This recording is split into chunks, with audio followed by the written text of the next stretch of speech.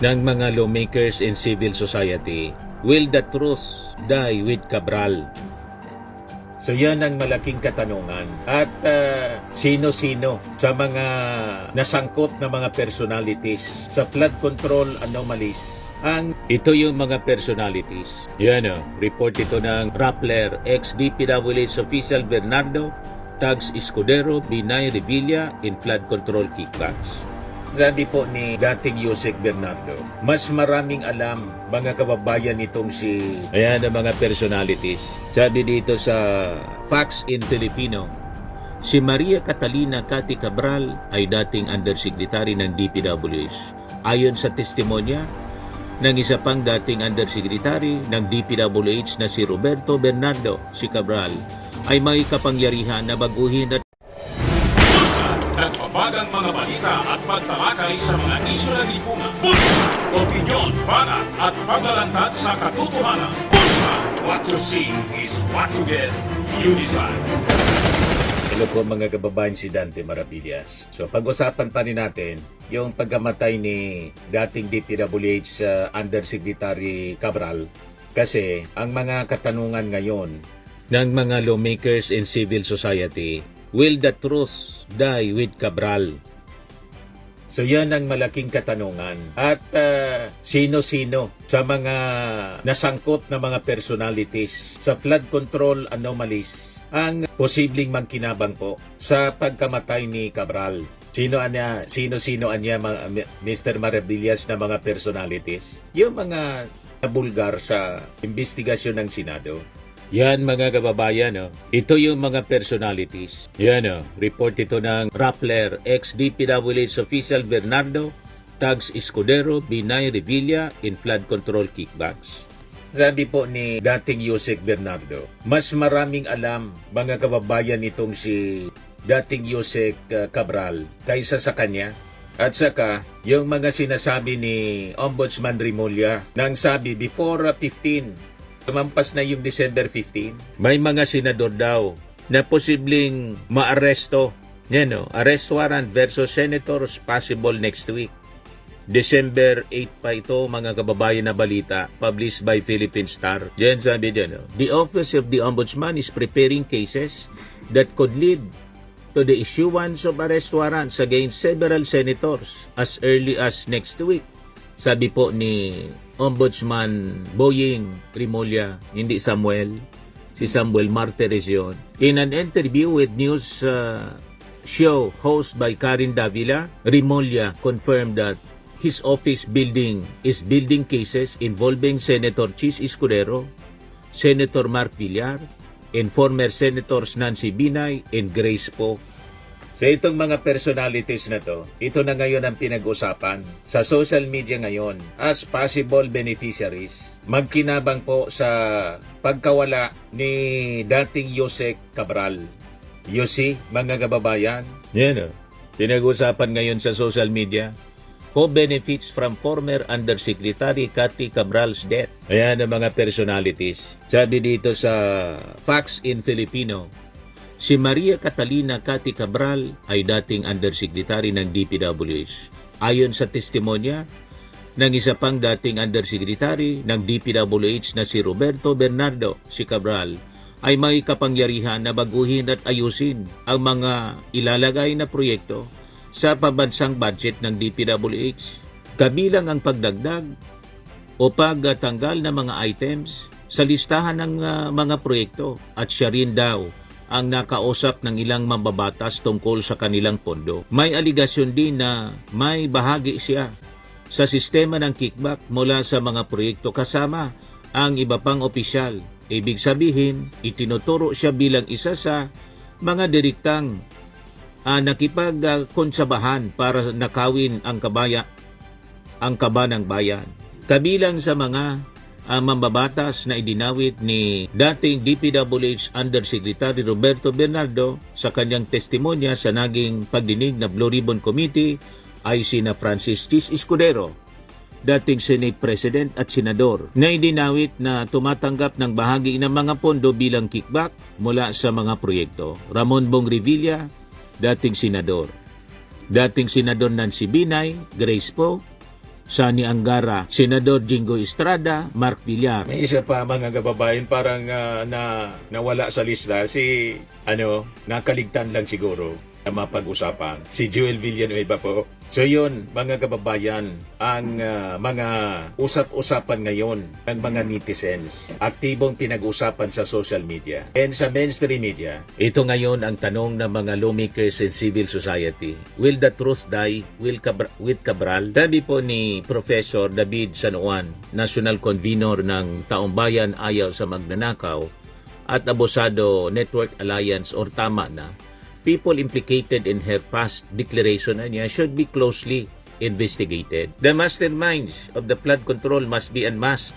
In all, resource persons must be encouraged to tell all they know. San Juan also urged the government, especially the Office of the Ombudsman, the Department of Justice to accelerate its investigation and protect witnesses. What happened anya to her was tragic. She died before she was able to formally speak about everything she know about the flood control, sabi po ni San Juan. At the House, mamamayang liberal Representative Laila De Lima warned against using her death as a roadblock to the various investigation and for everything to be pinned on Cabral as the mastermind.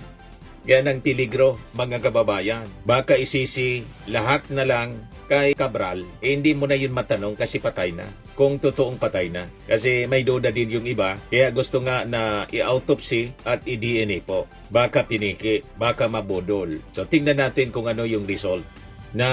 Sabi, nag-cooperate na rin yung pamilya, pumayag na.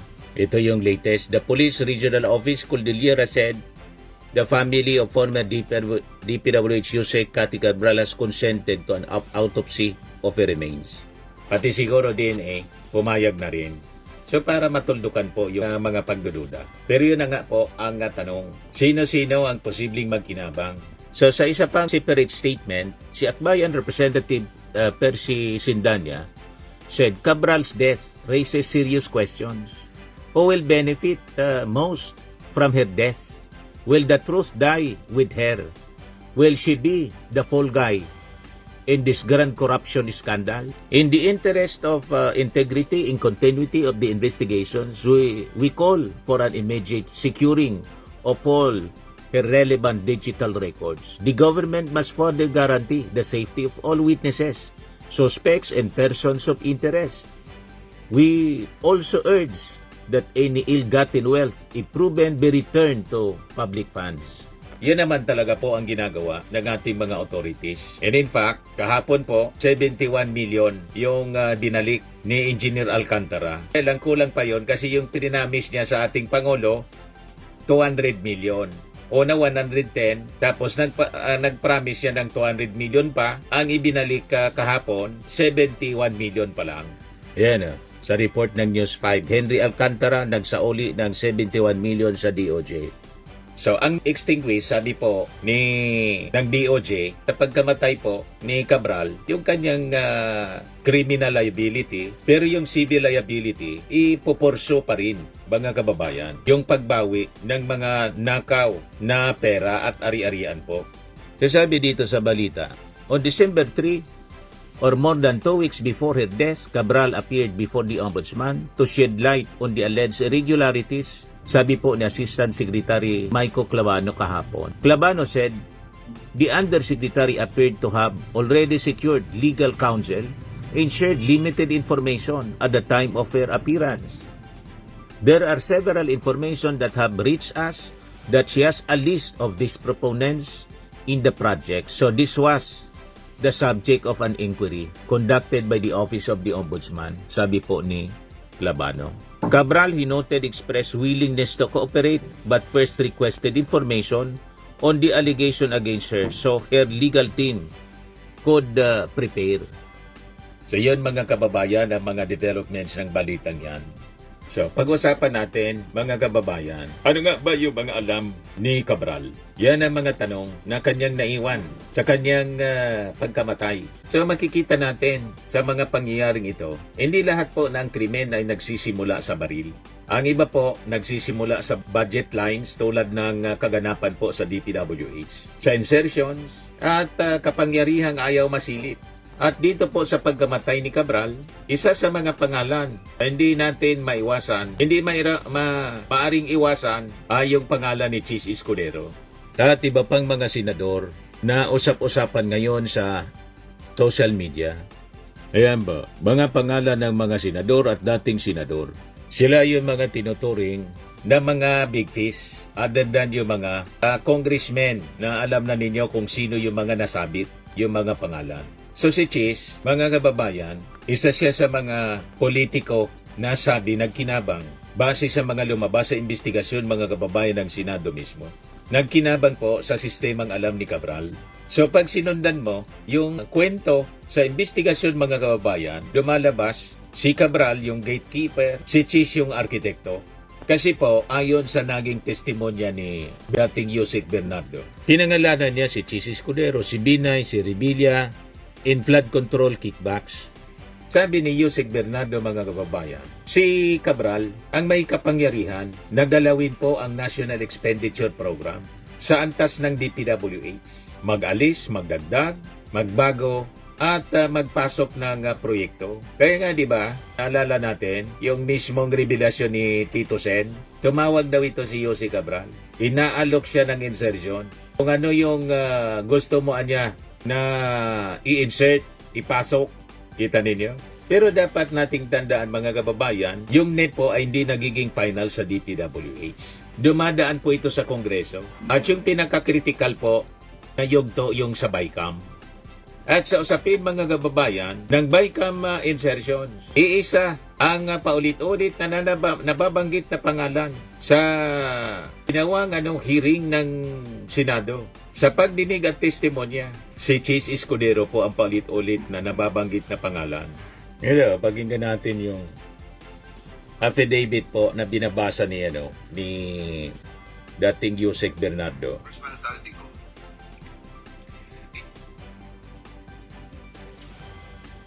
In David, I shall mention my personal knowledge regarding Senator Chis Escudero as follows.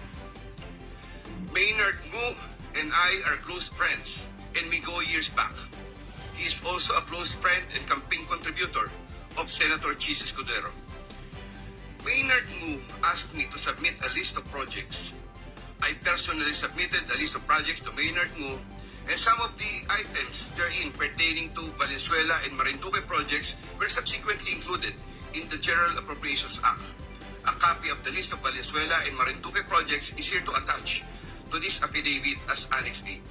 Annex A. When I gave him the list and in relation to the commitment, I asked him, Boss, paano to? Maynard replied, bahala ka na. I asked, Boss, okay na ba ang 20%? Maynard said, okay. After inclusion of the projects in the GAA, I delivered 20% of approximately 800 million or about 160 million to Maynard Ngu, which was meant for Senator Escudero. Paulit-ulit po na nababanggit yung pangalan ng aking kababayan na si Chis Escudero, dating Senate President. Siya po yung inilalarawan na utak ng insertion sa BICAM. So kung si Cabral mga kababayan, unfortunately hindi na natin matanong siya kasi patay na, ang may hawak ng execution side, lumalabas mga kababayan si Chis Escudero doon sa authorization side. Nandun yung kanyang impluensya. So makikita natin yung kompletong circulation of power. Kung saan kapag nagtagpo ang dalawang mundo, may nakakaalam ng lahat. So ito po ang critical na punto na hindi po pwedeng iwasan.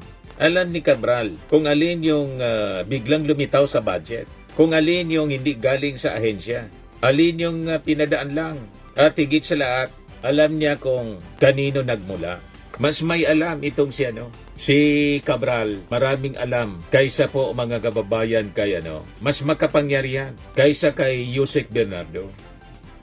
Kaya kung may isang tao mga kababayan na kayang i-connect ang DPWH insertions at BICAM insertions, si Cabral po yun. Ganon kalawak ang alam ni Cabral. So ito yung nakakalungkot kasi si Cabral namatay sa gitna mismo ng lumalawak na investigasyon sa flood control scandal. Sa gitna ng pagbubunyag ng bilyon-bilyong ghost at questionable projects. pagdinig ng mga pangalan or pagdinig or paglapit ng pagdinig sa mga pangalan sa taas, hindi lang sa implementors. So makikita natin po, hindi ito simpleng coincidence. Sa investigasyon po, masasabi natin ay yung timing ay hindi ebidensya pero ito ay warning sign. Talagang mapapaisip ka talaga. Lalo kapag ang namatay ay hindi po maliit na opisyal. Hindi ignorante sa sistema, kundi malawak talaga po ang kanyang alam. Hindi walang alam sa insertion. At ang mga katanungan, mga kababayan, lalong nagiging seryoso ngayon. Sino po ang may pinakamatibay na interes na manahimik siya magpakailanman? Di ba po, mga kababayan? Kaya masasabi natin, legit po mga kababayan, itong mga concerns, usap-usapan ngayon sa social media. Yan o. Who benefits from former Undersecretary Cathy Cabral's death? Sa mainstream media naman po, Ito yung mga tanong ng ating mga mambabatas and civil society. Will the truth die with Cabral? di ba mga kababayan? So ang tunay na issue ngayon mga kababayan, hindi na si Cabral, kundi yung mga taong alam niya. Kung mauwi lang ito mga kababayan sa isolated death, personal matter, walang koneksyon sa politika, ibig sabihin niya nagtagumpay ang katahimikan. Pero po, kung seryoso ang gobyerno sa paglilinis laban sa korupsyon, kung saan galit na yung ating mga kababayan, kung seryoso yung ating gobyerno sa paglilinis talaga laban sa korupsyon, dapat tanungin po itong mga nabanggit ang mga personalities. Hindi pa po naisasalang si Chis Escudero. Minsan po, kung siya nagsasalita sa Senado, privilege speech, yung mga nabanggit na senador, hindi lang si Chis Escudero, hindi man sinasalang sa investigasyon. Yan ang problema eh. Kasi yung nag-iimbestiga mismo, yung Senado. And these people are members of the Senate.